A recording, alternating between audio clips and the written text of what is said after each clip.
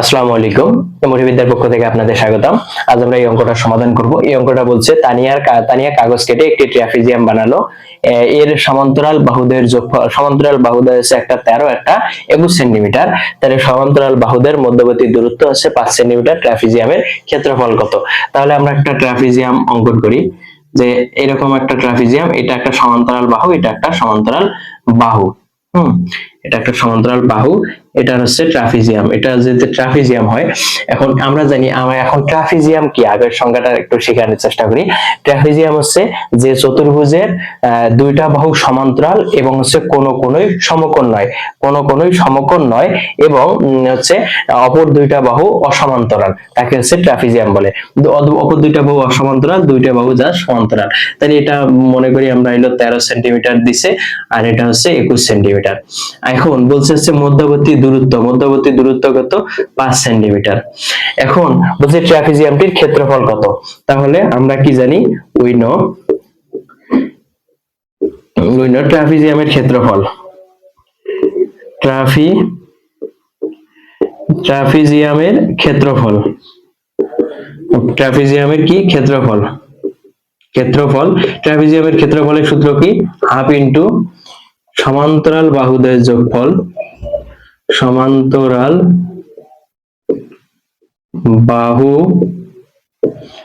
সমান্তরাল বাহুদ্বয়ের যোগফল গুণন হচ্ছে উচ্চতা, গুণ উচ্চতা। তাহলে কি ট্রাপিজিয়ামের ক্ষেত্রফলের সূত্র কি? হাফ ইন্টু সমান্তরাল বাহুদ্বয়ের যোগফল গুণন উচ্চতা। তাহলে হাফ গুণন হচ্ছে সমান্তরাল বাহু কি, একটা হচ্ছে সমান্তরাল বাহুদের যোগফল বলছি, তাহলে একটা হচ্ছে 21, একটা হচ্ছে 21 যোগ হচ্ছে 13, 21 যোগ 13 গুণন হচ্ছে 5, মানে উচ্চতা 5। তাহলে হাফ গুণন হচ্ছে 21 আর 13 হচ্ছে 17, 21 আর 13 হচ্ছে 17, বলতে 21 আর 13 হচ্ছে 20, 30, 35, 34, 34 গুণন হচ্ছে 5। তাহলে 17, এটা যদি 34 কে কাটি তাহলে 17 দুগুণ 34, তাহলে 17 গুণন 5, 5 17 হচ্ছে 85। এটা হচ্ছে ট্রাপিজিয়ামের ক্ষেত্রফল। তাহলে এটা হচ্ছে অ্যান্সার। এখন হচ্ছে এটা হচ্ছে আমাদের যে চিত্রটা চাইছে, এটা হচ্ছে ট্রাপিজিয়ামের ক্ষেত্রফল। এখন অনেক সময় এখানে সূত্র এইভাবে অনেকে লেখে যে হাফ ইন্টু এ প্লাস বি গুণন হচ্ছে এইচ। তাহলে হচ্ছে কি, হাফ ইন্টু সমান্তরাল বাহুদ্বয়, এটাকে যদি এ ধরি, এটা হচ্ছে বি, দুইটা যোগফল গুণন হচ্ছে এইচ। এইচ হচ্ছে উচ্চতা, এটা হচ্ছে এইচ, এইভাবে লেখে। এবার আমরা এই অঙ্কটা সমাধান করব। আমাদের এই অঙ্কে বলছে তাসফিয়া নামক একটা মেয়ে, এর উচ্চতা বলছে আছে 5 ফিট 6 ইঞ্চি। এখন এবং কামালের উচ্চতা দিছে 1.18 মিটার। কার উচ্চতা বেশি? এটা দিছে ফুট এবং ইঞ্চিতে, এটা দিছে মিটারে। তাহলে আমরা যদি সব ইঞ্চিতে করি, এই মিটারটাকে ইঞ্চি, এটাও ইঞ্চি করি, তাহলে মনে হয় আমাদের সুবিধা হবে। তাহলে এটা আমরা সলভ করি। কি বলছে আমরা জানি, আগে এগুলো আমরা যেহেতু আগে জেনে নেই যে আমরা জানি কি 1 ফুট সমান 12 ইঞ্চি, 12 ইঞ্চি। তাইলে হচ্ছে 5 ফুট সমান হচ্ছে 5 গুণন হচ্ছে 12 সমান হচ্ছে 60 ইঞ্চি। 60 ইঞ্চি আমাদের আরো দিছে আবার 6 ইঞ্চি বেশি। তাহলে সুতরাং হচ্ছে তাসফিয়ার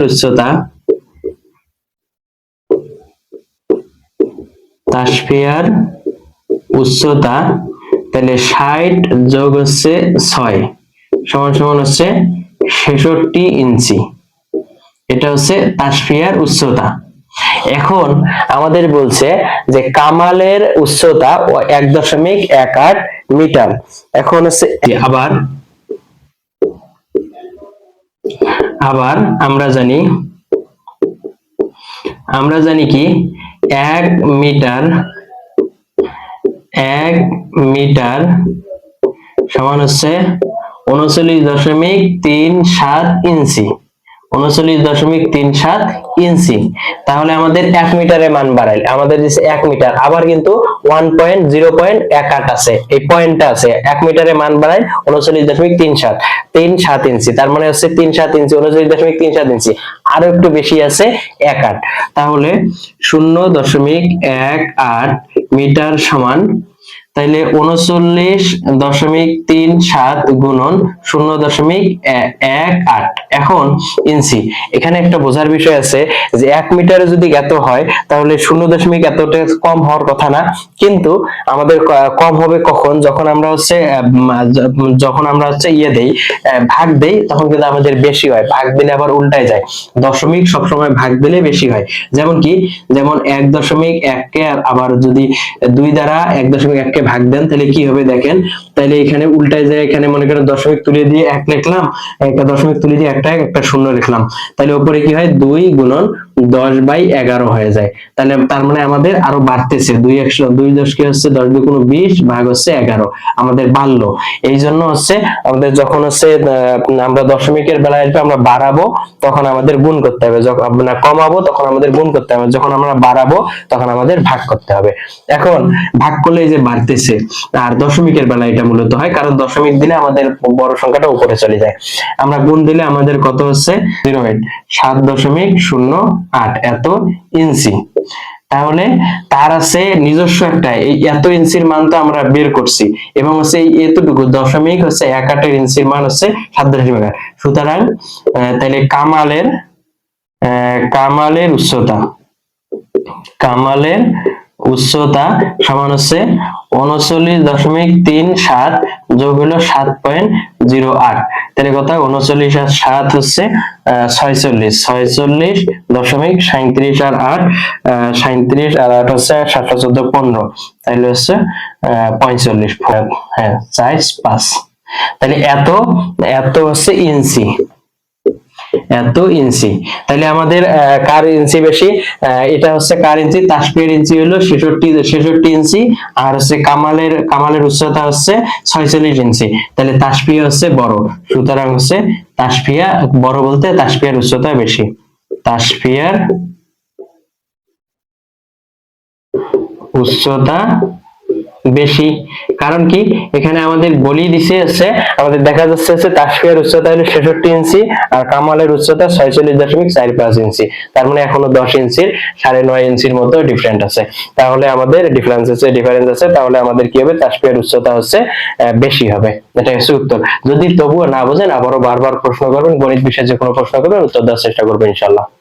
আমাদের অঙ্কে কি বলছে, আয়তাকার পক্ষে দৈর্ঘ্য প্রস্থ অপেক্ষা 5 মিটার বেশি, দৈর্ঘ্য x মিটার হলে পরিসীমা কত? তাহলে আয়তকার পক্ষে মানে আয়তক্ষেত্রের ক্ষেত্রফল, আয়তক্ষেত্রের দৈর্ঘ্য প্রস্থ অপেক্ষা 5 মিটার বেশি। তাহলে আমরা ধরি যদি হচ্ছে প্রস্থ, মূলত এখানে এই অঙ্কটা হচ্ছে যদি আমাদের এইভাবে বলছে যে এখানে কখনো দৈর্ঘ্য x মিটার হবে না, এখানে মূলত হবে প্রস্থ x হলে পরিসীমা কত, মূলত প্রস্থ, কারণ তো x মিটার বেশি বলছে, তাইলে প্রস্থ মানে হচ্ছে যেটা ধরতে বলছে সেটা x মিটার, যেটা ধরতে বলছে সেটা ওরা ধরাই দিছে যে x মিটার। তাহলে আমরা ধরি এখানে দেওয়া আছে, আমরা সলভ করি। সলভ হলো প্রস্থ x মিটার, আর যদি দৈর্ঘ্য যদি এরা বলি থাকে যে দৈর্ঘ্য x মিটার, তাহলে তো আমাদের 5 মিটার বেশি ওখানে কেমনে, ওখানে 5 মিটারের তো বেশি বলেনি, আমাদের x মিটার বলছে, তাহলে তো শর্ত মিলবে না।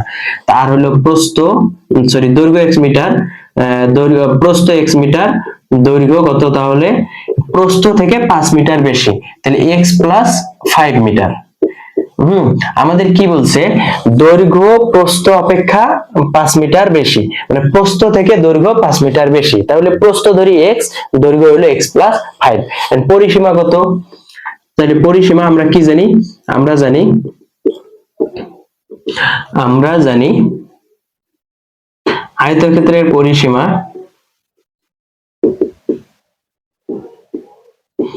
আয়তক্ষেত্রের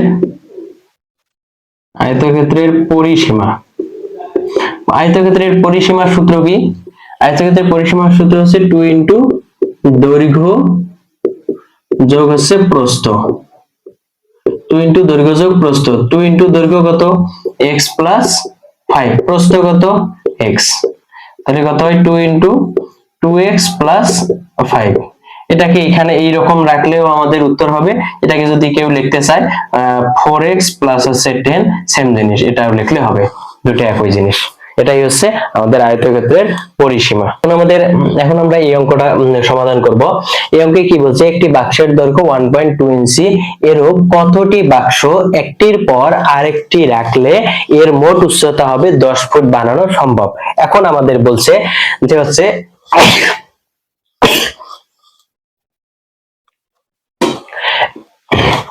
এখন আমরা এই অঙ্কটা সমাধান করি। কি বলছে, একটি বাক্সের দৈর্ঘ্য 1.2 ইঞ্চি, এরূপ কতটি বাক্স একটির উপর আরেকটি রেখে মোট উচ্চতা 10 ফুট বানানো সম্ভব।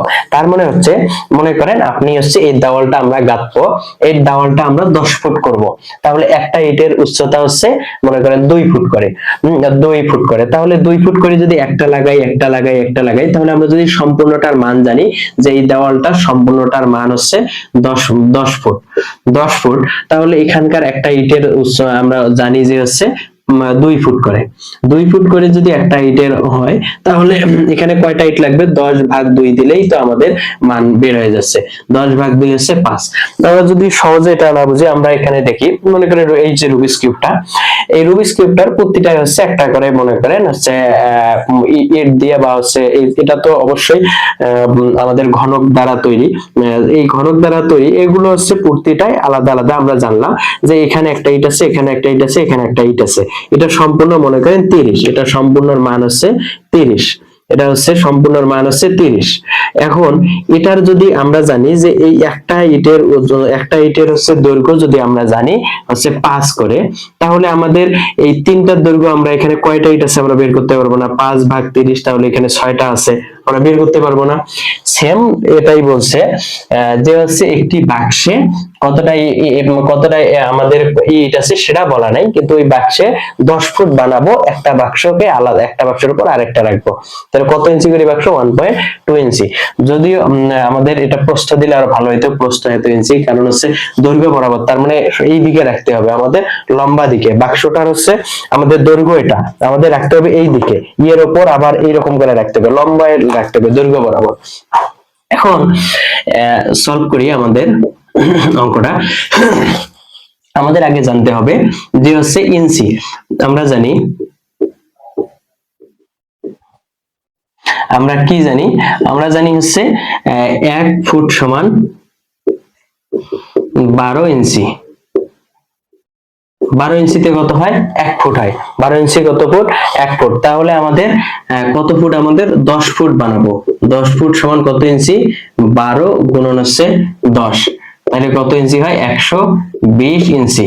তাহলে আমাদের এই 10 ফুট 120 ইঞ্চি, তার মানে আমরা যখন দেয়ালটা, আমরা যখন বাক্স রাখার পর আমরা কত ইঞ্চি বানাবো, 120 ইঞ্চি বানাইতে হবে। তাহলে 120 ইঞ্চি, তাহলে আমাদের এই একটা বাক্স দিয়ে আমাদের কত দূর জায়গা নেয়, 1.2, তাহলে 1.2 হচ্ছে একটা বাক্স দিয়ে জায়গা নেয়। তাহলে আমরা কি লিখবো, লিখতে পারি না যে হচ্ছে 1.2 ইঞ্চি, 1.2 ইঞ্চি দিয়ে একটি বাক্স, তাহলে 1 ইঞ্চি দিয়ে কতটি বাক্স, 1 ভাগ হচ্ছে 1.2টি বাক্স। তাহলে আমাদের কতটি বাক্স এবার বলছে, 120 ইঞ্চি দিয়ে কতটি বাক্স হবে, 120 ভাগ হচ্ছে 1.2, যেটা আমি বলছিলাম যে মোটটা দিয়ে আমরা যদি হচ্ছে এই একটা আলাদা আলাদা করে ভাগ দেই, তাহলে আমাদের বের হয়ে আসবে। তাহলে এটা ভাগ দেওয়ার সঠিক মানে আমাদের সহজ পন্থা হচ্ছে 120 করব, আমরা দশমিক তুলে দেব, দশমিক তুলে দিয়ে 12 লিখবো, দশমিকের জন্য একটা 1, দশমিকের পরে যতটা সংখ্যা অতটা শূন্য নিলাম, তাহলে হচ্ছে 10। তাহলে আমরা লিখি 120 গুণন হচ্ছে আমাদের এই বড় এই মধ্য মাঝের হচ্ছে ভাগটাকে যদি আমরা গুণ করি, তাহলে নিচের লব হর উল্টায় যায়, তাহলে গুণ করলাম, তাহলে নিচের লব যায় হরে, হর যায় লবে, তাহলে এই হরটা উপরে যাবে 10 আর নিচে আসবে 12, তাহলে আমাদের নিচে হচ্ছে 12 আসলো, লবটা আসলো।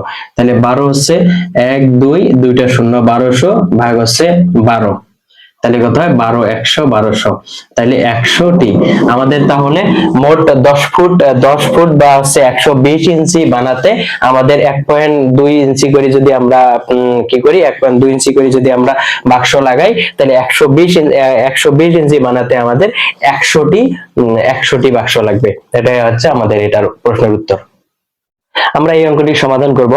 বলছে কি একটি গোডাউনে বাক্স রাখার স্থান হচ্ছে 7 × 5 × 3 ঘনমিটার। প্রতিটি বাক্সের সাইজ কত? 4 × 5 × 1 ঘনমিটার। সর্বোচ্চ কতটি বাক্স রাখা যাবে? কোথায় রাখা যাবে? ওই ঘরের মধ্যে। তাহলে এখানে 7 × 5 × 3 বলতে কি বোঝাচ্ছে? আমাদের এই যে ঘনমিটার আছে, তার মানে বাক্সর কয়টা তল থাকে? বাক্সর 6টা তল। আমাদের হচ্ছে আমাদের এখানে রাশি থাকে কয়টা? দৈর্ঘ্য, প্রস্থ এবং উচ্চতা। তাহলে এখানে বোঝা যাচ্ছে দৈর্ঘ্য, প্রস্থ এবং উচ্চতা দেওয়া আছে, যেহেতু ঘনমিটার আছে তার মানে আয়তন আছে। তাহলে হচ্ছে আমরা সলভ করতে পারি, এগুলো কিন্তু আয়তন, এটাও আয়তন, দৈর্ঘ্য, প্রস্থ, উচ্চতা, তার মানে আয়তন, যেহেতু ঘনমিটার আমাদের বলে দিছে। তাহলে আমাদের গোডাউনে বাক্স রাখার স্থান বলতে আমরা জানি যে আমরা মনে করি যে ওটা সম্পূর্ণটা একটা ঘর, গোডাউনের স্থানটা। তাহলে গোডাউনের স্থান সম্পূর্ণ কত? 7 × 5 × 3 এত আয়তনের। তাহলে গোডাউনের আয়তন আমরা লিখতে পারি, গোডাউনের আয়তন কত? 7 × 5 × 3 ঘন মিটার। তাহলে কত হয়? 3 × 5 = 15, 7 × 15, কত? 5 × 7 হচ্ছে 35 গুণন হচ্ছে 3, 3 × 5 = 15, 5 × 7 = 1, 3 × 3 = 9, 10। তাহলে এত ঘনমিটার আমাদের। তাহলে গোডাউনের আয়তন কত? এত ঘনমিটার। আমাদের যে গোডাউন, যে ঘরটার মধ্যে আমরা বাক্সগুলোকে রাখবো, ওই বাক্সগুলোর দৈর্ঘ্য, প্রস্থ, উচ্চতা গুণ করে হচ্ছে আমাদের 105 ঘনমিটার। আমাদের তাহলে বাক্সের সাইজ কত? তাহলে বাক্সের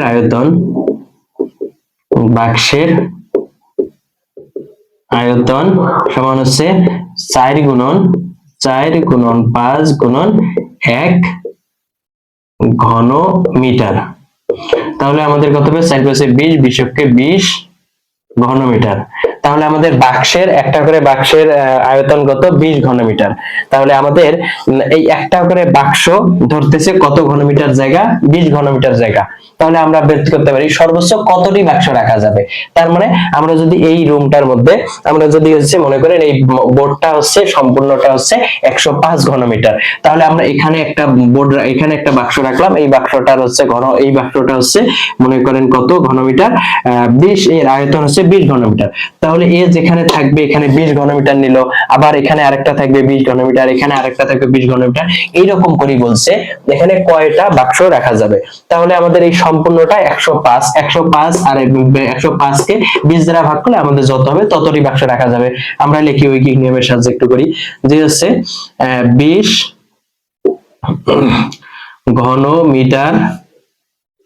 ঘনমিটারে একটি বাক্স, আমাদের কয়টি বাক্স যেহেতু বলছে, তার মানে হচ্ছে 20 ঘনমিটারে একটি বাক্স, 20 ঘনমিটার জায়গায় 20 ঘনমিটার জায়গায় একটি বাক্স, আবার 20 ঘনমিটার আর একটি বাক্স। তাহলে আমাদের 1 ঘনমিটারে কতটি বাক্স? তাহলে 1/20 কমটা হবে। আর আমাদের হচ্ছে কতটি? 105 ঘনমিটারে কতটি বাক্স রাখা যাবে বলছে। তাহলে 105/20 এত ঘনমিটার। তাহলে আমাদের কি বলছে? 105 ঘনমিটারে কতটি বাক্স রাখা যাবে। তাহলে আমরা যদি ভাগ করি, যে হচ্ছে 105/20, তাহলে কত হয়? 5.25। তাইলে কত হয়? 5.25 ঘনমিটার। আমাদের দশমিকের পরের সংখ্যাগুলো 25 বলা যাবে না, বলতে হবে 25, আলাদা আলাদা করে বলতে হয়। তাহলে আমাদের কতটি বাক্স রাখা যাবে? 5.25। যদি হচ্ছে মানে একটা বাক্সের 4 ভাগের 1 ভাগ রাখা যাচ্ছে, কিন্তু আসলে এরকম যদিও না হয়, কিন্তু আমাদের অঙ্ক সুবিধার্থে আমাদের এত কিছু তো বলে না, আমাদের মানটা বের করতে বলছে। তাহলে আমাদের ওই ঘরে, ওই গোডাউনে কতটি বাক্স রাখা যাবে? 5টি 5.25টি বাক্স রাখা যাবে।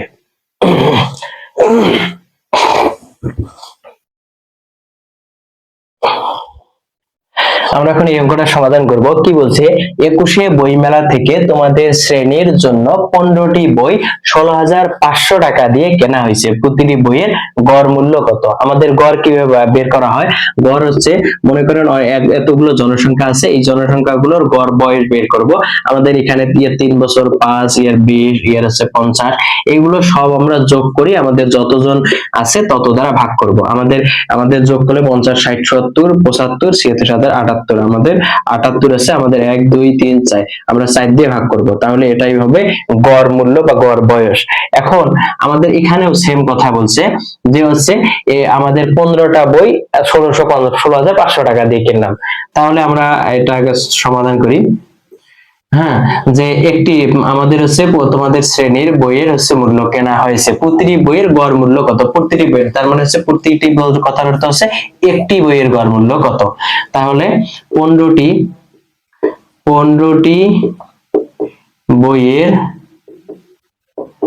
মোট মূল্য কত টাকা? 16,500 টাকা। 16,500 টাকা। তাহলে একটি বইয়ের মূল্য, এখানে মূল্য অথবা গড় মূল্য দেওয়া যায়, গড় মূল্য সমান হচ্ছে 16,500 ভাগ হচ্ছে 15, 1100 টাকা। অনেক দাম একটা করে বইয়ের, যেটা যদি বাংলাদেশে অ্যাভেলেবল হয় তাহলে তো হ্যাঁ, একদম কথা কিছু বলার নাই। এখন হচ্ছে একটি বইয়ের মূল্য তাহলে কত হচ্ছে? সুতরাং হচ্ছে একটি বইয়ের গড় মূল্য এখানে লিখতে পারেন। সুতরাং একটি বইয়ের গড় মূল্য 1100 টাকা। এটা হচ্ছে অ্যান্সার।